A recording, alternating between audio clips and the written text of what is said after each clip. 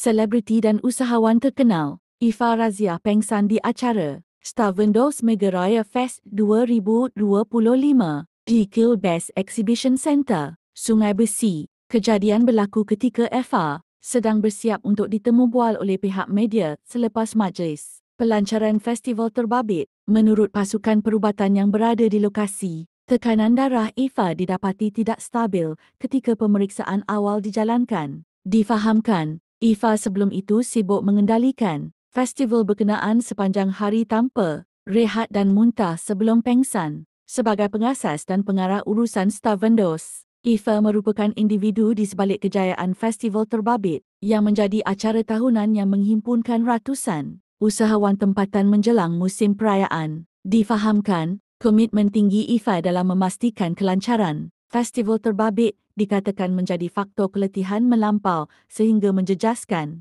kesihatannya. Terdahulu, sebelum insiden itu terjadi, festival itu baru sahaja dirasmikan oleh Menteri Komunikasi, Datuk Fahmi Fadzil. Festival selama 80 jam tanpa henti itu berlangsung sejak Khamis dan akan berakhir Isnin ini. Selain Fahmi, Ketua Pegawai Eksekutif Perbadanan Kemajuan Filem Nasional Malaysia FINAS,